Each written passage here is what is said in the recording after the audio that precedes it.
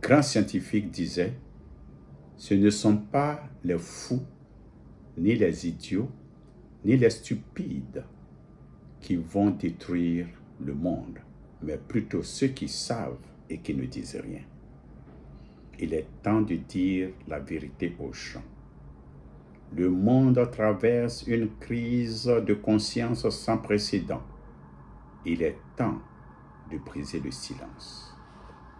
Le plus grand danger pour l'humanité n'est pas le manque d'intelligence, mais une contamination mentale silencieuse et collective capable de transformer les esprits brillants en complices de la destruction.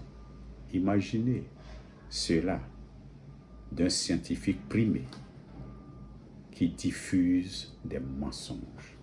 Un professeur même d'université soutenant un discours de haine et de mauvaise foi. La stupidité est une force invisible qui transforme l'intelligent brillant en marionnette du système, disait Bonhoeffer. Jusqu'à quand des Ivoiriens et des Ivoiriennes vont s'humilier pour Dramane Alassane?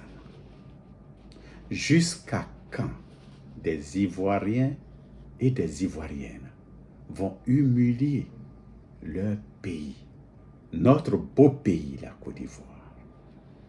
Jusqu'à quand des Ivoiriens et des Ivoiriennes vont humilier nos leaders, nos cerveaux, nos intelligences, nos génies pour Dramane Alassane?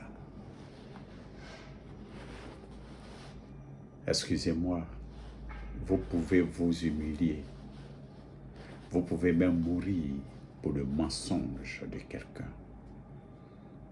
Mais que celui qui a créé son propre mensonge vous regarde mourir et lui-même il est prêt à mourir pour son mensonge, c'est l'espèce animale,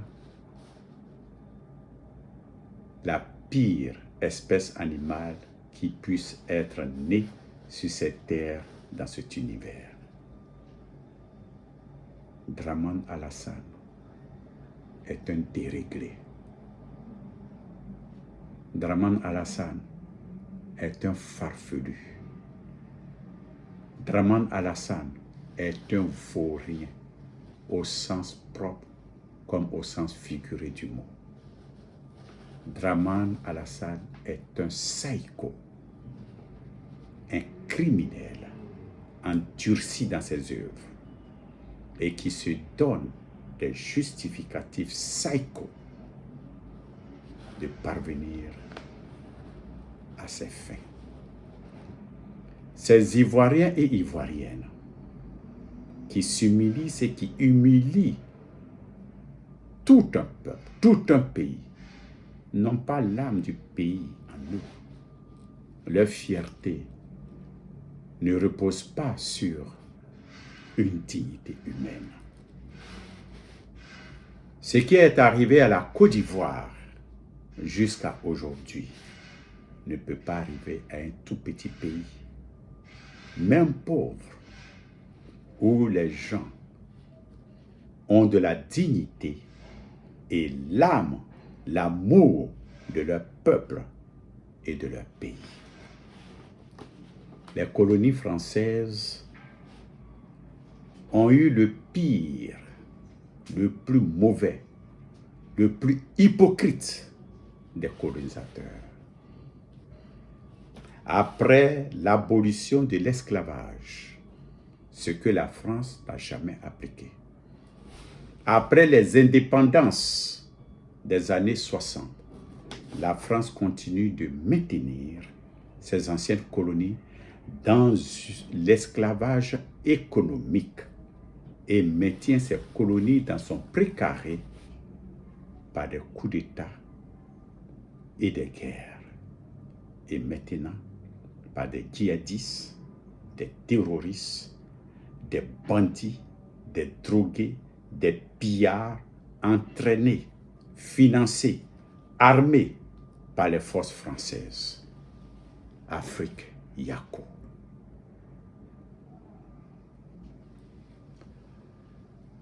Cette vidéo est faite en duplex avec Jean-Roger Show International, la première radio en ligne de la diaspora, sur laquelle j'interviens régulièrement, d'abord en créant l'émission La Chronique Politique et maintenant au cœur de la politique. En 1981, j'ai créé un service secret au sein des services secrets ivoiriens. Oui, en 1981. Plus tard, j'arrive aux États-Unis et je suis dans les services d'intelligence et de stratégie. 33 ans. J'entends beaucoup de choses, j'ai entendu beaucoup de choses et j'entends beaucoup de choses.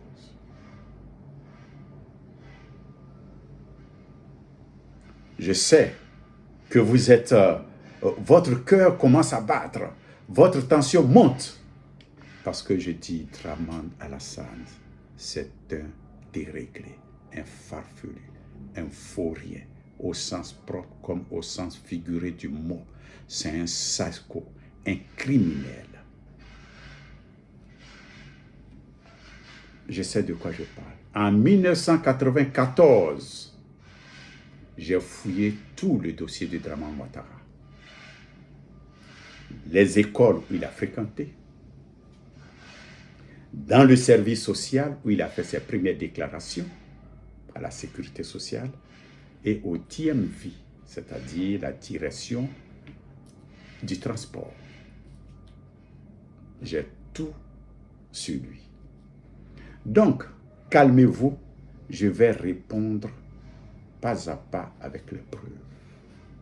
Je maintiens. Je ne suis pas contre la personne de Dramane Alassane. Sa personne ne me dit absolument rien. Je ne l'envie pas. Je ne l'envie même pas du tout. Mais je suis contre ces méthodes. C'est les méthodes utilisées qui l'ont amené où il est aujourd'hui. Je suis arrivé aux États-Unis. Je vais à l'école. J'ai fait les universités américaines. J'ai eu mes diplômes universitaires et je continue d'aller à l'école. Pourquoi envier Dramane? Pourquoi être contre lui? Mais je suis contre le mensonge qu'il a bâti autour de lui. Et pour ce mensonge, il y a mort d'homme. Dramane Alassane ne peut pas regarder dans mes yeux et apporter une contradiction à tout ce que je vais dire. Dramane, on dit la PhD. Voici quelqu'un qui est venu ici aux États-Unis aux environs de 20 ans.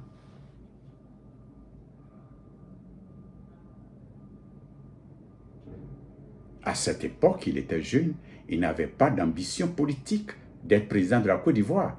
Donc, il s'est ouvert. Il a apporté des documents justes aux États-Unis. Voici quelqu'un qui n'est même pas capable de faire une phrase correcte de niveau 10e en anglais américain. C'est-à-dire, Dramane n'est même pas capable de faire une phrase correcte en anglais de niveau 3e seconde l'équivalent. C'est ça la vérité. Mais avant de revenir là-dessus, Draman Alassane. Vous allez dire, ah, mais lui, il a raconté n'importe quoi. Comme il a travaillé au FMI.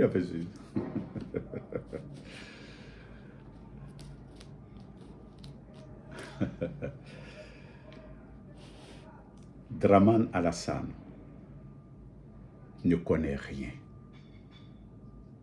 Son voisin de classe a été ministre de l'économie au Cameroun. Et il disait, Draman était parmi les moins bons. Draman, dans son cursus scolaire, il n'a jamais eu une bonne note. Tout était à refaire. Draman est arrivé où il est arrivé par ses amis des lumières des ténèbres. C'est eux qui l'ont propulsé. C'est eux qui l'ont aidé. C'est eux qui l'ont fabriqué. Et il est prêt, il est redevable à ces gens-là. Draman Alassane n'a jamais fait un discours en économie avec un vocabulaire économique. Chaque discipline a son vocabulaire. Quand Draman parle, c'est du cru. Mais parce qu'il est prêt à accomplir la volonté de ceux qui ont fait sa promotion, alors on l'applaudit, on le supporte. Là, c'est tout le problème que la Côte d'Ivoire a eu. Mais je vais temporiser là. Je reviendrai sur le dossier de Draman en conclusion. Je vais parler des bonnes personnes.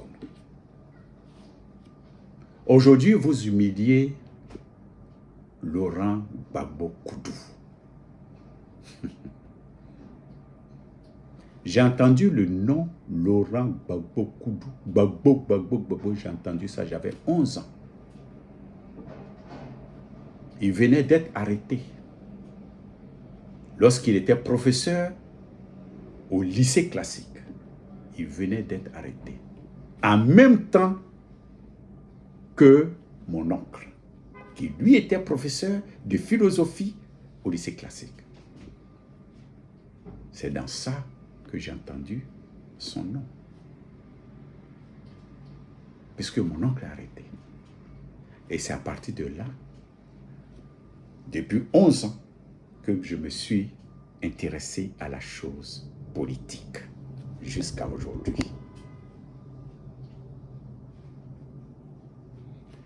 Laurent Gbagbo que vous humiliez là, Laurent Gbagbo que vous êtes en train de mépriser là, ce monsieur-là a été reçu 1001 fois par Houphouët-Boigny dans sa chambre privée. Adjoumani, toi qui veux corriger Gbagbo là, toi qui es au PDCI là, Houphouët-Boigny t'a une fois reçu dans sa chambre privée. Même Draman Alassane qui est là, Houphouët ne l'a jamais reçu dans sa chambre privée. Laurent Gbagbo, ceux qui le suivent, comme nous qui le connaissons, on le suit à cause de son idéologie. Mais demandez aux militants, demandez ceux qui suivent Laurent Gbagbo, combien d'entre eux savent ce que veut dire une idéologie politique? Quelle est l'idéologie de Laurent Gbagbo? Demandez-leur. À peine ils savent. On dit c'est sa vision. Oui. Mais je vais vous dire, les gens suivent Gbagbo à cause de l'esprit Gbagbo. C'est ça qui attire les gens vers lui. Ce n'est pas seulement l'idéologie, ce n'est pas seulement sa vision, mais c'est l'esprit Gbagbo qui enthousiasme les gens. C'est ça. Et l'esprit Gbagbo is unbreakable. on ne peut pas briser l'esprit Gbagbo. Vous perdez votre temps. Aujourd'hui, vous moquez de Gbagbo. Il est vieux, il n'a qu'à aller s'asseoir. Mais celui pour lequel vous humiliez la Côte d'Ivoire, pour lequel vous humiliez Laurent Gbagbo, il est plus vieux que Gbagbo. Gbagbo Laurent supporte aujourd'hui le poids de tout ce qu'il a souffert, de tout ce qu'il a endurci. Et c'est un exemple pour l'Africain que nous ne devons jamais baisser les bras. Nous devons continuer de lutter jusqu'à obtenir ce que nous voulons pour notre plein épanouissement et que l'homme noir soit respecté, considéré sur cette terre, partout où il sera.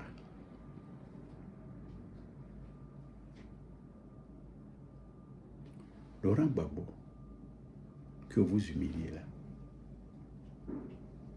c'est lui que vous fouez le génie, au sens propre comme au sens figuré. Au sens propre, c'est celui qui a de l'intelligence. Au sens figuré, c'est le génie de la bourse. Ce génie fondateur de la Côte d'Ivoire, père de la nation ivoirienne, c'est Gbagbo que lui, il a choisi pour mettre son nom sur la fortune de la Côte d'Ivoire. Je vous disais qu'en 1981, j'avais quel âge? J'ai créé un service secret au sein des services secrets ivoiriens. Et ça, c'est ce que je sais bien le faire. J'ai entendu beaucoup, j'entends beaucoup, je sais beaucoup. C'est ce Gbagbo que vous humiliez là. Ce n'est pas le nom de Dramane. Ce n'est pas le nom d'autres. C'est le nom de Gbagbo, son grand opposant, à qui il a mis son nom sur les trésors ivoiriens de Côte d'Ivoire qu'il a déposé au pied de Saint-Pierre. Vous pensez que c'est du hasard? Vous pensez que c'est un fait anodin? C'est ça, l'esprit Gbagbo que Houphouët-Boigny a compris.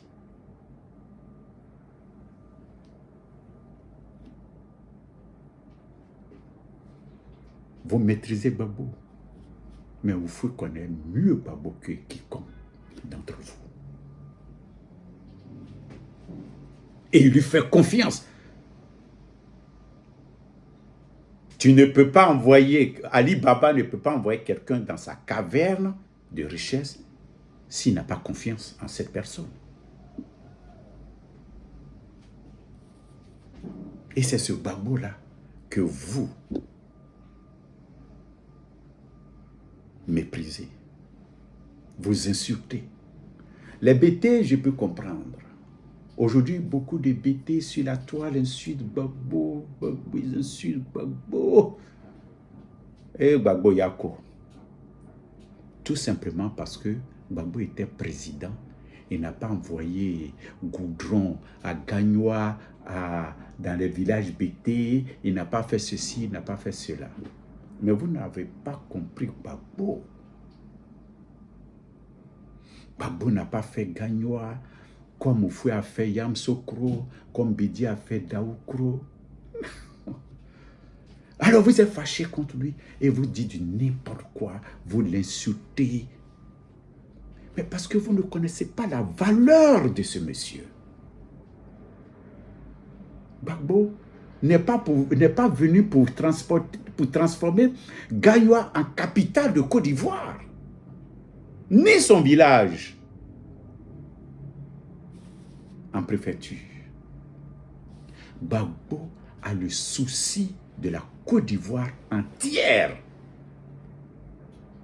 Comment mettre fin aux disparités régionales? C'était ça, Gbagbo. C'est-à-dire de faire en sorte que chaque région se développe d'elle-même. Aux États-Unis, vous avez vu un président des États-Unis faire de son village, de son lieu de naissance, la capitale des États-Unis? Non. Gbagbo, c'était de donner les moyens aux élus locaux de développer leur région, d'envoyer le goudron, le château d'eau, l'électricité. C'était ça, son plan. C'était un plan d'ensemble pour démarrer une nouvelle Côte d'Ivoire. Et ça, beaucoup n'ont pas. Aujourd'hui, vous insultez Gbagbo parce qu'il ne vous a pas envoyé des goudrons biodégradables. Aujourd'hui, oui, vous préférez le goudron effervescent, le goudron biodégradable, le goudron qui ne peut même pas tenir sur la route. Vous préférez ça. Et vous insultez Gbagbo. Bon, je ferme cette parenthèse. Donc, Gbagbo a son nom sur les trésors ivoiriens. Deuxièmement, c'était pendant la transition de Guy Robert. J'étais chez moi et mon ami Seri m'appelle. Et nous sommes à 50 mètres. Il dit, ah, quoi s'il vient? C'était un samedi. Viens, je vais te présenter mon ami, mon grand ami dont je te parlais toujours. Je dis, mais c'est quel grand ami? Il dit, viens seulement. Bon, je suis en train de griller à Loko parce que c'était samedi, sa femme est partie au travail. Donc, ils avaient leur fille, leur bébé. Donc, il faut venir. On va manger à Loko, on va manger, on va discuter. Je vais te présenter mon ami. Et je me cours, je vais chez lui. Et qui je trouve? Ibé. Le fameux Ibé. À première vue, quand je l'ai vu, j'étais découragé. Je dis, ah, mais la Côte d'Ivoire fait pitié d'elle. C'est ce monsieur-là qui bouscule toute la Côte d'Ivoire, celui-là. Mais un général pouvait le gifler comme ça, et puis c'est fini, on ne parle plus de lui. C'est lui-là qui est à la base de tout ce qui se passe en Côte d'Ivoire. Ça, c'était dans mon cœur, je disais. Ah donc, il me présente, voici Ibé. C'est la période où Guy Robert avait affecté Ibé au Canada et il s'est retrouvé à New York pour venir voir son ami Seri. Et moi, on m'invite et pour faire la connaissance de Seri, de Ibé. Et voici comment ces deux sont connus. Ibé et Seri. Seri travaillait à la BCC. Il était un petit cadre là-bas, à la BCC, à Abidjan. Et Ibé était proche, dans la garde rapprochée de M. Dramane Alassane, le Premier ministre. Et Ibé venait déposer, ça c'est lui-même qui dit, hein, il venait déposer 1 milliard de francs CFA lundi, mardi, mercredi, jeudi, vendredi, à 16h à la BCC sur un compte. C'est là les deux sont devenus non seulement des amis, mais des frères. Et Seri s'est retrouvé aux États-Unis. Il est venu aux États-Unis.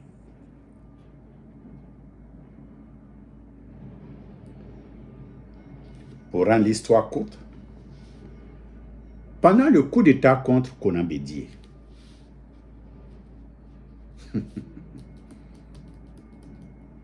on a accusé Konan Bédié d'ivoiritaire. Et c'est pour cela qu'on lui a fait le coup d'État. Mais c'est faux.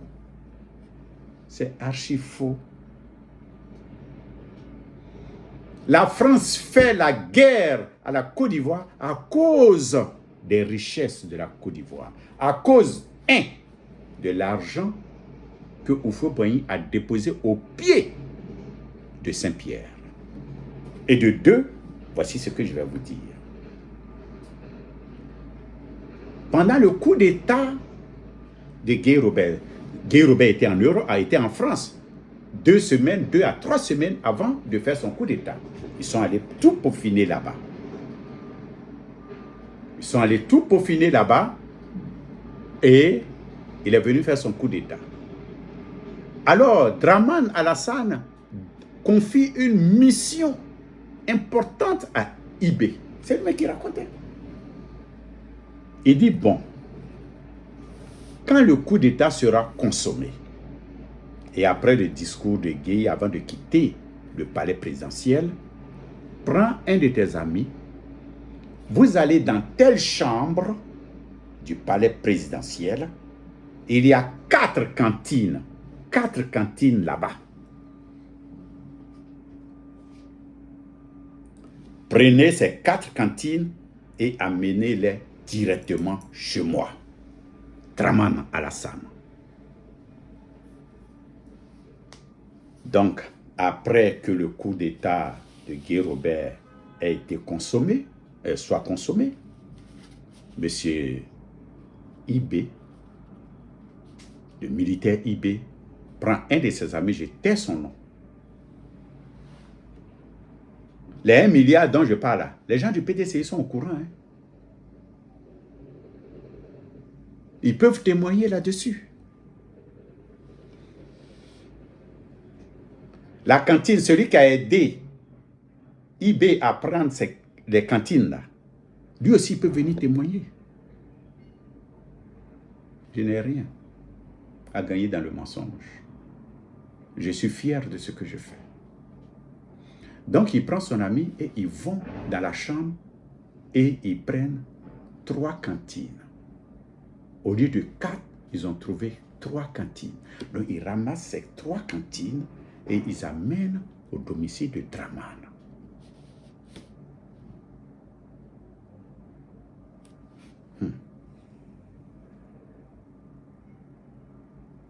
Au domicile de Dramane, et Dramane est furieux. Il dit, mais où est la 4e cantine? IB dit, monsieur le président, il n'y avait que 3 cantines. Dramane ouvre les cantines. Ce n'est pas ce que lui cherchait. Les cantines, là, c'était les documents de la Côte d'Ivoire.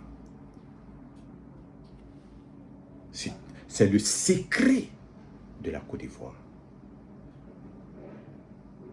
Et il y avait une 4e cantine. C'est ça là que lui il attendait. Il va faire quoi? IB, ils les ont jurés partout. Non, président, il n'y avait que 3 cantines. Les voici. Où est la 4e? Qui a ça? Après les élections de 2000, après la transition, Gbagbo est président.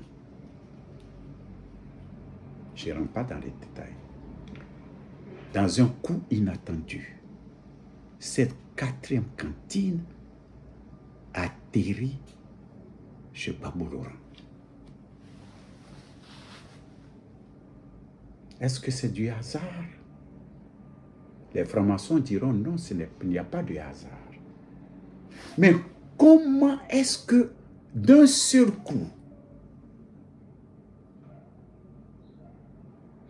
le trésor au pied de Saint-Pierre, c'est Gbagbo. Le président Houphouët-Boigny, avant de décéder, a confié cette cantine à une dame que j'étais volontairement son nom. Je voudrais qu'à partir de cette vidéo, les gens eux-mêmes viennent témoigner pour confirmer, affirmer. Et si j'ai menti, j'apporterai d'autres preuves. Je suis dans les services de renseignement. Ce n'est pas tout, on dit. Il faut dire le bout de l'iceberg. Et si on dit c'est faux, tu fais sortir maintenant l'iceberg. Et c'est cette dame-là qu'on ne peut même pas imaginer, ni penser.